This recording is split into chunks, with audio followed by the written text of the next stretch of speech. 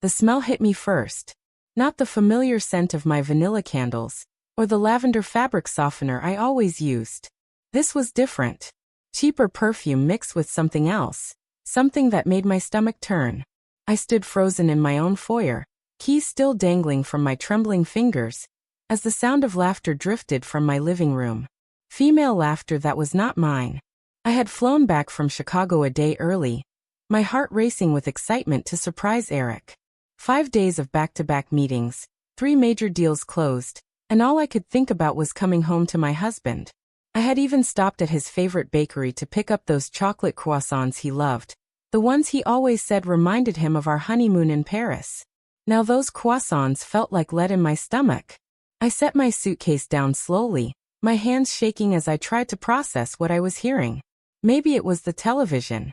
Maybe Eric was watching some romantic comedy, and I was just being paranoid. 5 years of marriage had taught me to trust, even when my instincts screamed otherwise. But deep down I already knew. I crept toward the living room, my heels clicking softly against the hardwood floors I had personally selected 3 years ago. Each step felt like walking toward my own execution. The laughter grew louder, more intimate, punctuated by a male voice I recognized all too well. Eric's voice. My Eric's voice, speaking in the same tender tone he used to reserve for me. When I reached the archway that separated the foyer from the living room, my world shattered into a million irreparable pieces. There she was. A woman I had never seen before, maybe 25 with bleached blonde hair, and the kind of curves that belonged in a magazine. She was curled up on my cream-colored sectional sofa. The one Eric and I had spent 3 weekends shopping for.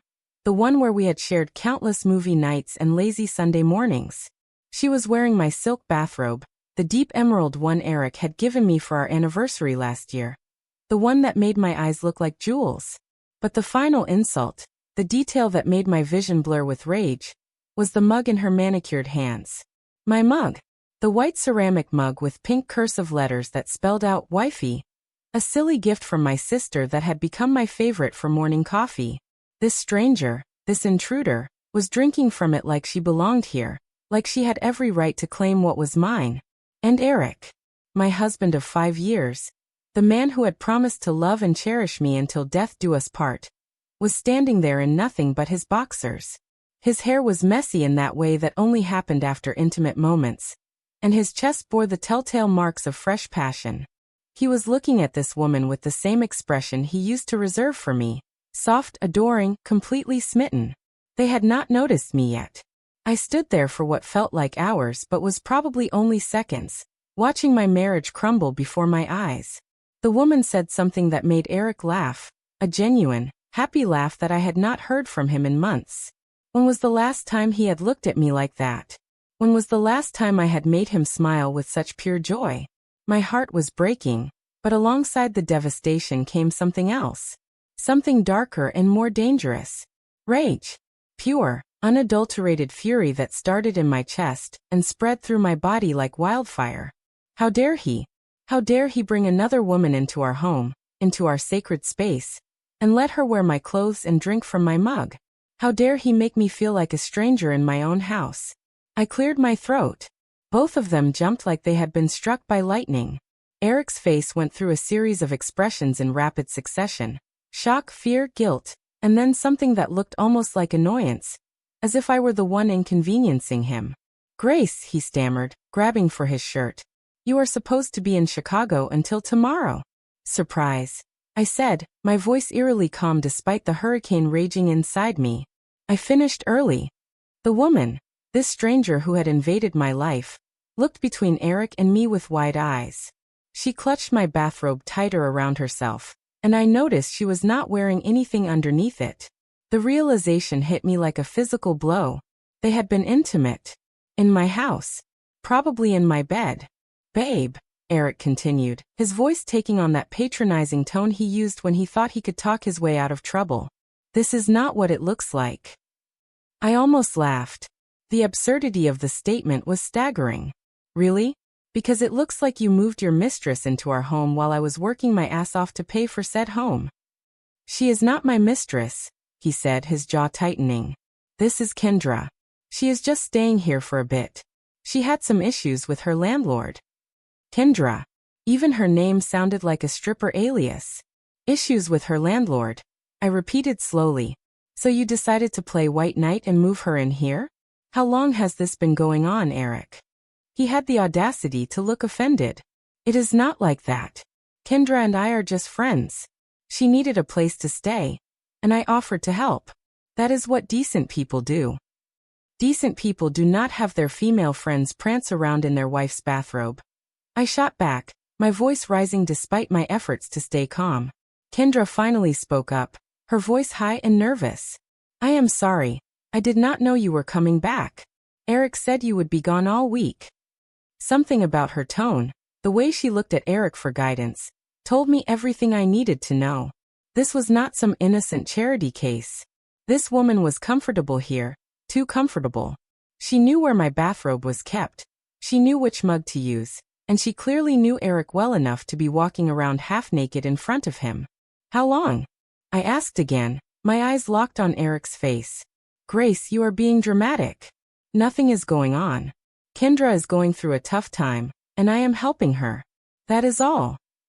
But I could see the lie in his eyes, the way he could not quite meet my gaze. I had known this man for 7 years, been married to him for 5. I knew his tells, his habits, his weaknesses. And right now, everything about him screamed guilt. Get out, I said quietly. What? Eric blinked at me like I had spoken in a foreign language. I said get out. Both of you. Now. Eric's expression shifted from confusion to indignation. Grace, you are being ridiculous. This is our house too. You cannot just kick me out because you are jealous of my friendship with Kendra. That is when I smiled. It was not a nice smile. It was the kind of smile that had made opposing lawyers nervous in courtrooms, the kind that promised retribution. Because Eric had just made a crucial mistake. Our house. I said, my tone deceptively sweet. That is interesting, Eric. Because last I checked, the deed to this house is in my name only. The color drained from his face. I bought this house with my inheritance from my grandmother 2 years before we got married.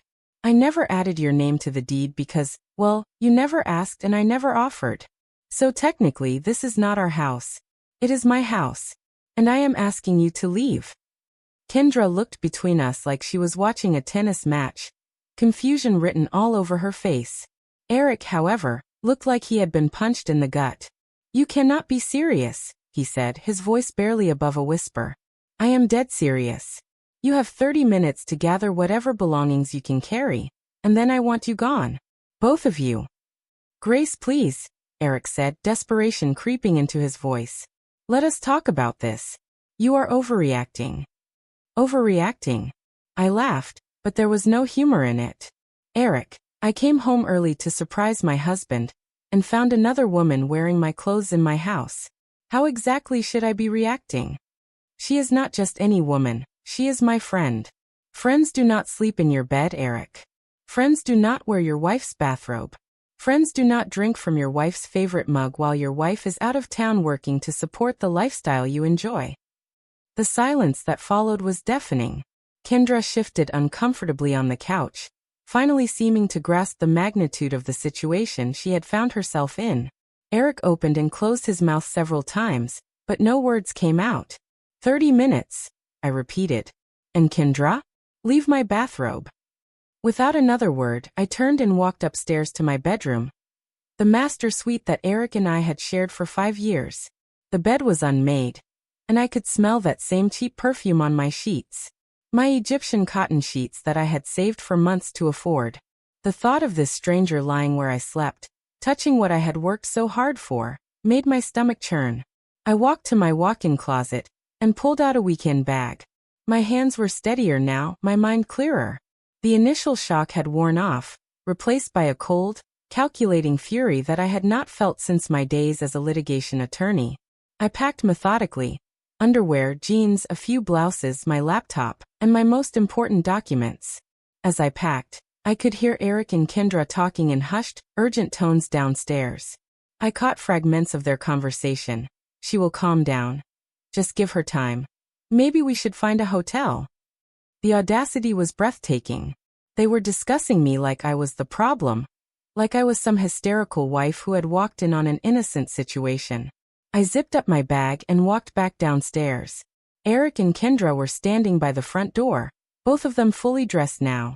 Eric had thrown on jeans and a t-shirt, while Kendra wore what looked like a cocktail dress from the night before. The sight of them together, looking like they were about to leave for a romantic getaway, made my blood boil. "Grace," Eric said as I approached. "This is crazy. You cannot just throw me out of our home." "My home," I corrected. "And I am not throwing you out. I am asking you to leave while I figure out what I want to do next." "What you want to do next?" His voice rose. "I am your husband." "Are you?" I asked, my voice deadly calm. Because husbands do not usually move other women into their homes while their wives are away on business trips. "Nothing happened," he insisted, but the words rang hollow. I looked at Kendra, who had been suspiciously quiet during this exchange. "Nothing happened?" I asked her directly. She looked at Eric, then back at me, her face flushed with embarrassment. She does not have to explain anything to you," Eric interrupted. "Actually, she does," I said. "Because she has been living in my house, wearing my clothes, and sleeping in my bed. So yes, I think I deserve an explanation." Kendra looked like she wanted to disappear into the floor. "I am sorry," she whispered. "I did not mean for it to happen like this." "For what to happen like this?" I pressed. "For you to find out," Eric said, his voice taking on a defensive edge. "Look, Grace, Kendra and I have feelings for each other. It is not something we planned. It just happened." There it was. The confession I had been dreading but expecting. The final nail in the coffin of our marriage. "How long?" I asked again, surprised by how steady my voice sounded. Eric looked at the floor. 3 months. 3 months. 3 months of lies. Of pretending to be a devoted husband while carrying on an affair behind my back. 3 months of me working overtime, traveling for business, sacrificing my own comfort to build our future together, while he was building a future with someone else. 3 months, I repeated. "And you moved her in here how long ago?" "A week," Kendra said quietly. "I have been staying here for a week." A week. 7 days of playing house in my home while I was across the country, working 14-hour days to close deals that would secure our financial future.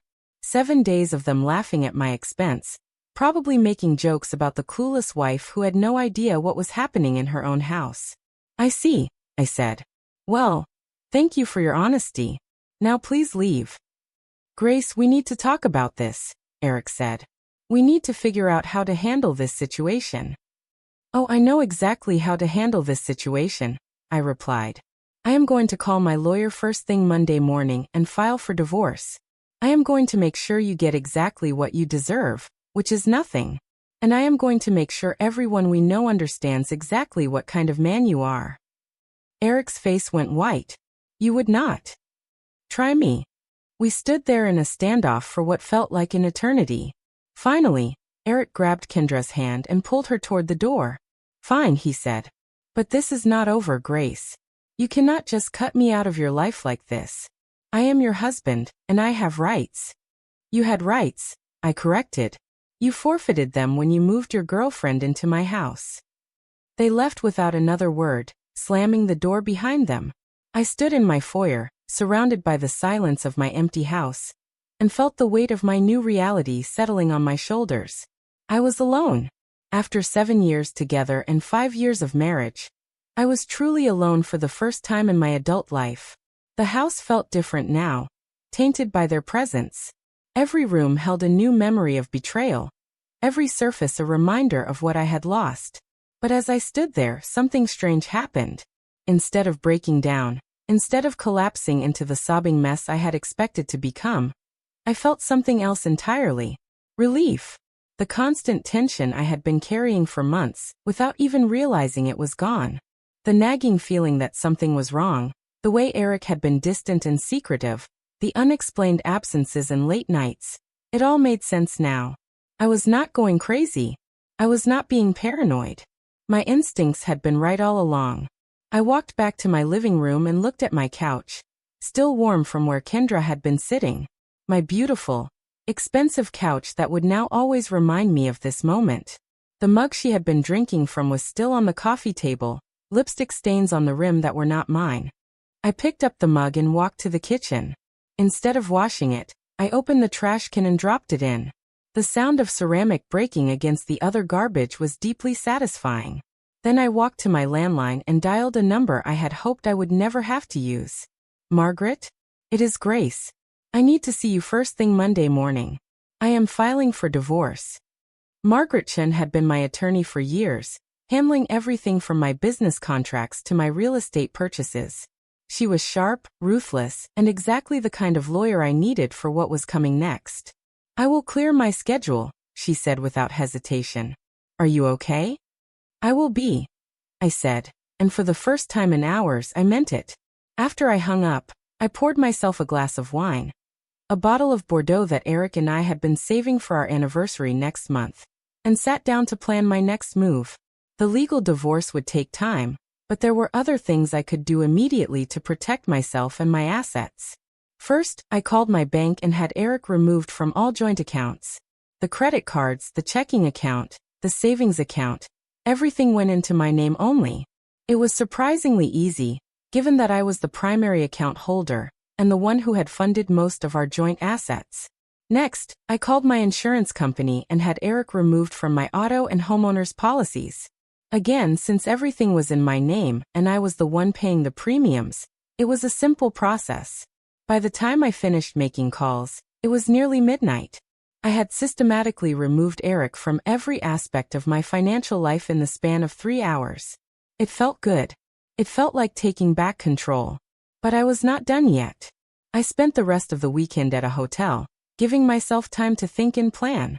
By Monday morning, I had a strategy that would have made my grandmother proud. She had always taught me that the best revenge was success, but sometimes success needed a little help from creativity. Margaret was waiting for me in her office with a stack of papers and a grim smile. "Tell me everything," she said. I laid out the entire situation. The affair, the house, Eric's assumption that he had some claim to my property.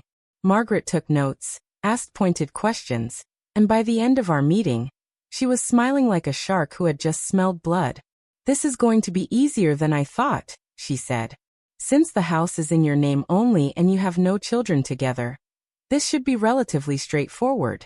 But I have to ask, are you sure you want to go nuclear on this?" "What do you mean?"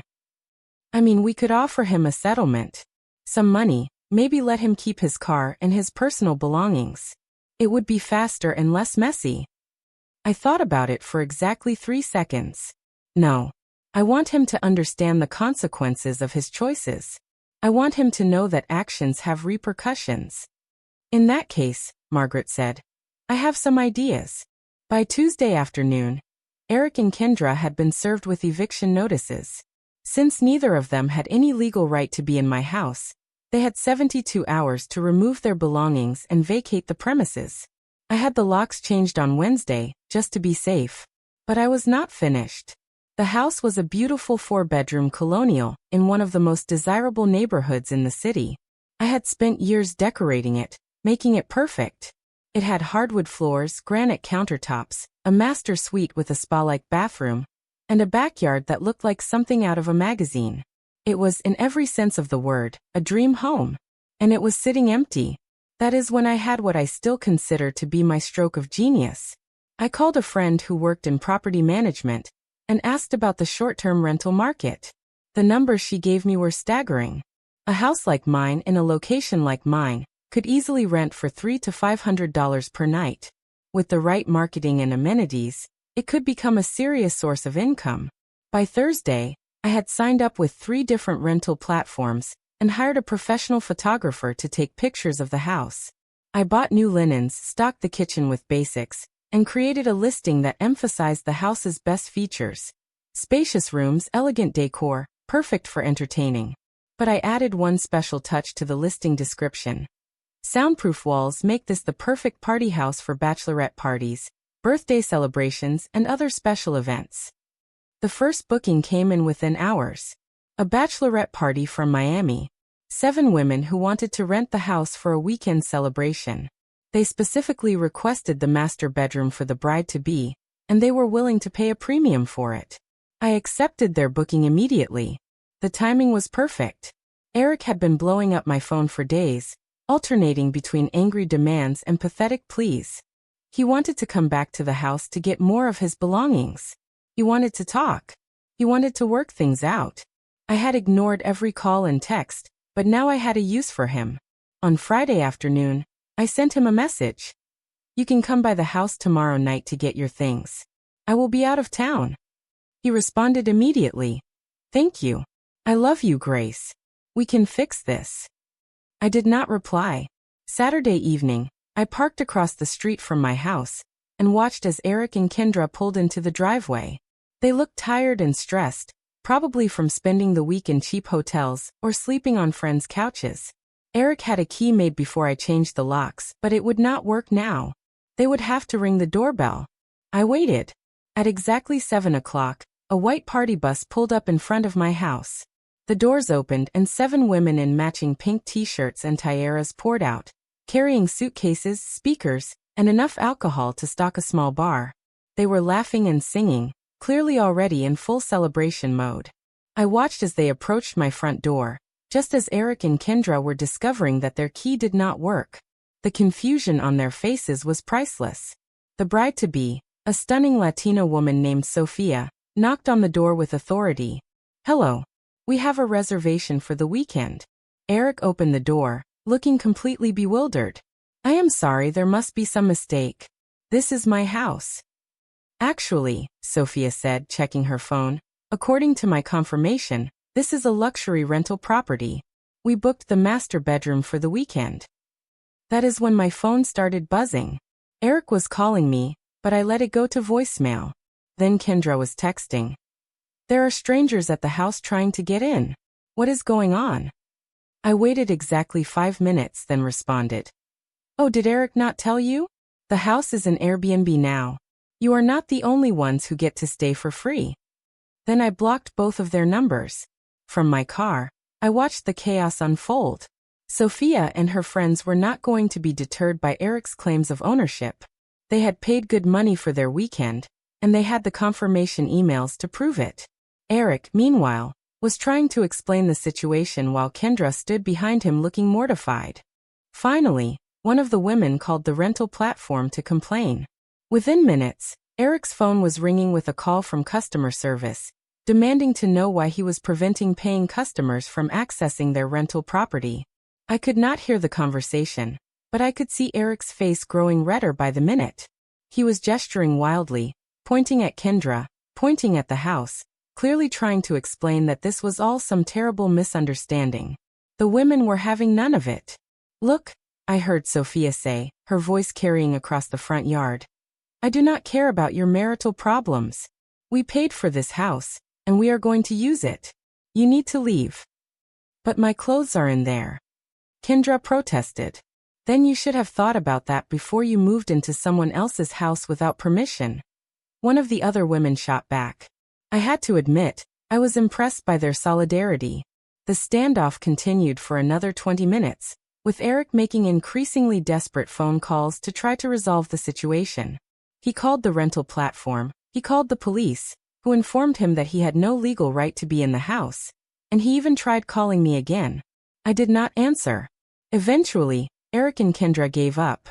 They got back in their car and drove away, leaving Sophia and her friends to claim their rightful rental. I watched as the women explored the house, exclaiming over the beautiful decor and the spacious rooms. They were going to have a wonderful weekend. I drove home to my hotel, feeling more satisfied than I had in months. The next morning, I woke up to a series of angry voicemails from Eric. He had figured out what I had done, and he was not happy about it. Grace, this is insane. His voice cracked through the phone. You turned our house into a party rental? Do you have any idea what those women did last night? They blasted music until 3 in the morning. They had a conga line through the living room. There are wine stains on the carpet. I smiled as I listened to each message. He sounded exhausted and defeated, exactly how I had felt when I found him with Kendra. You ruined everything, he continued in another message. Kendra and I barely got any sleep because of the noise. And now everyone in the neighborhood thinks we are some kind of party house. Good. Let them think that. Let everyone know exactly what kind of chaos Eric had brought into their quiet, respectable neighborhood. The messages continued throughout the day, each one more desperate than the last. By evening, he was begging me to call him back, promising to do anything to fix the situation. I did not respond to any of them. Instead, I checked my rental bookings. The bachelorette party had left a 5-star review. Amazing house for a celebration. Spacious, beautiful, and the acoustics are perfect for dancing. The neighborhood is quiet and safe. Would definitely book again. Within hours, I had 3 more booking requests. Monday morning, Eric showed up at my office. He looked like he had not slept in days, his clothes wrinkled and his hair unkempt. My assistant tried to stop him, but he pushed past her and barged into my office. "Grace, we need to talk," he said, his voice hoarse. I looked up from my computer, feigning surprise. "Eric, you look terrible." "Thanks to you," he said, slumping into the chair across from my desk. "Do you have any idea what this weekend was like? Those women were insane. They turned our house into a nightclub." "My house," I corrected. "And they were paying customers who followed all the house rules." "House rules?" He stared at me like I had grown a second head. "You created house rules?" "Of course. It is a business now. I have to protect my investment." Eric put his head in his hands. "This is insane, Grace. You cannot just turn our home into a party rental." "I can, and I did. The house is in my name, remember? I can do whatever I want with it." "But where are we supposed to live?" I looked at him carefully. "We." "Eric, there is no we anymore. You made that clear when you moved your girlfriend into my house." "She is not my girlfriend," he said weakly. "No. Then what is she?" He did not answer. "That is what I thought," I said. "Look, Eric, I have a meeting in 10 minutes.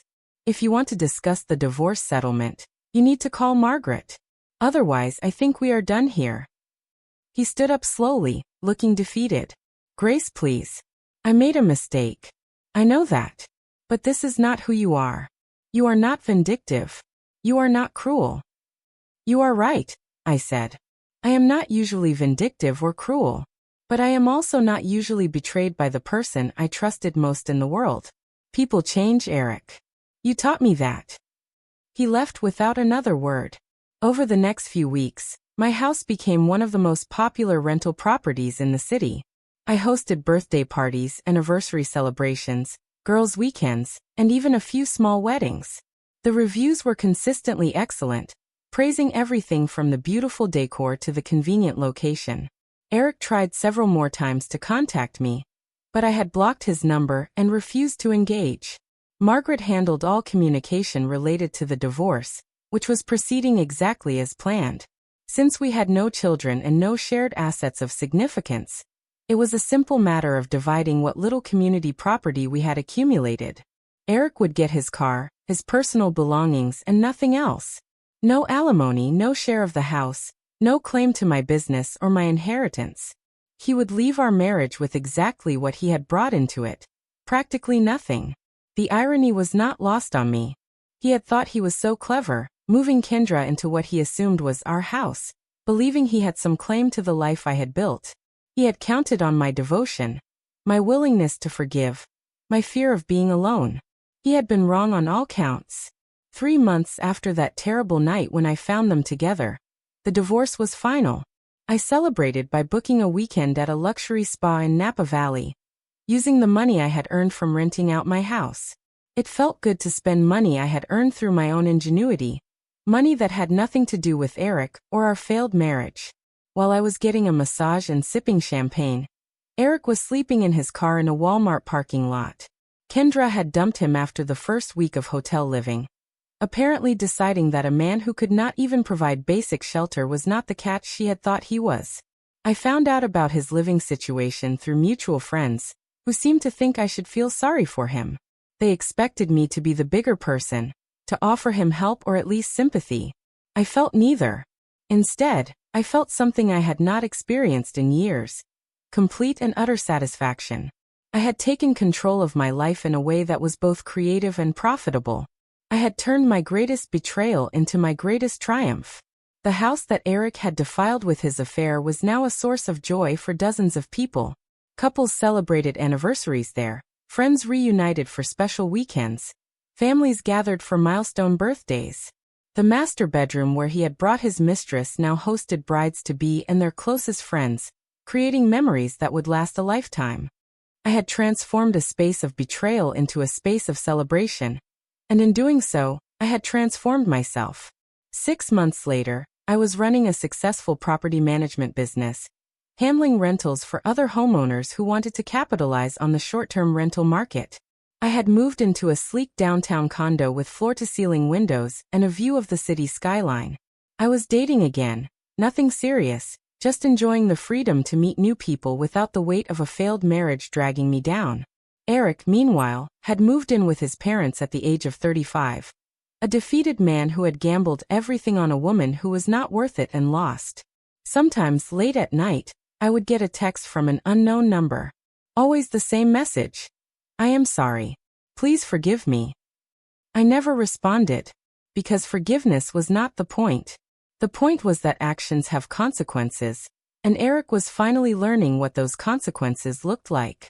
He had chosen to betray our marriage, to disrespect our home, to prioritize his own selfish desires over the life we had built together. And I had chosen to show him exactly how it felt to lose everything that mattered. The house was fully booked for the next 6 months. I had a waiting list of potential clients and more money in my bank account than I had ever imagined possible.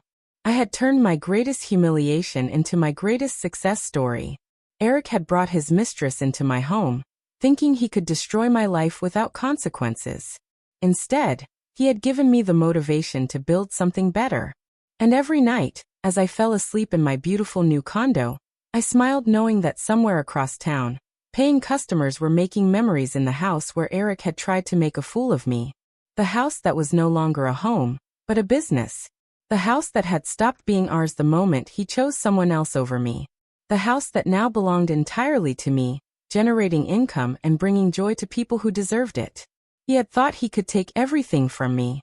Instead, he had given me everything I needed to start over. And I had never been happier. 1 year later, I received an invitation in the mail that made me laugh out loud. It was a wedding invitation. Eric was marrying someone new. Not Kendra. Apparently she had been just a stepping stone to his next victim. This time it was a woman named Jessica, someone he had met at his new job as a car salesman. The downgrade from his previous career in finance was almost as satisfying as everything else. The wedding was going to be held at a small community center, a far cry from our own elaborate ceremony at the country club 5 years earlier. I noticed they were registered at Target and Walmart.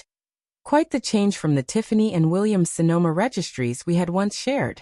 I almost felt sorry for Jessica. Almost. Instead, I did something that surprised even me. I sent them a wedding gift. A beautiful crystal vase with a note that read, "Wishing you all the happiness you deserve. May your marriage be everything mine was not." I never heard back from them, but I like to imagine Eric's face when he read that note. My rental business had grown beyond anything I could have imagined. I now managed properties in 3 different cities, and had a team of 5 employees working under me. The original house, the one where this whole journey began, remained my flagship property.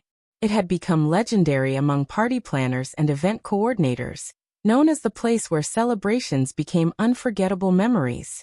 I had framed the first 5-star review and hung it in my new office. It served as a daily reminder that sometimes the worst thing that happens to you can become the catalyst for the best thing that ever happens to you. Every morning, I woke up in my penthouse apartment overlooking the city, grateful for the life I had built from the ashes of my destroyed marriage. I had learned that I was stronger than I ever knew, more resourceful than I had ever imagined, and capable of creating success from the most unlikely circumstances. Eric had thought he was destroying my life when he moved his mistress into our home. Instead, he had given me the greatest gift of all. The motivation to discover who I really was when everything was stripped away. And who I really was, it turned out, was magnificent. The woman who had stood frozen in her foyer, watching her husband betray her in real time, was gone. In her place stood someone fiercer, someone who knew her worth and would never again settle for less than she deserved. I had turned my house into an empire, my heartbreak into healing, and my betrayal into triumph. And every single night, as I fell asleep in silk sheets that no one else had ever touched, in a bed that was mine alone, I smiled knowing that the best revenge truly was living well. Eric had wanted to hurt me, to break me, to leave me with nothing. Instead, he had taught me that I already had everything I needed. I just had to be brave enough to use it. If this story inspired you, please subscribe to our channel for more empowering tales of triumph over betrayal. Your support helps us share stories that remind us all of our inner strength and resilience.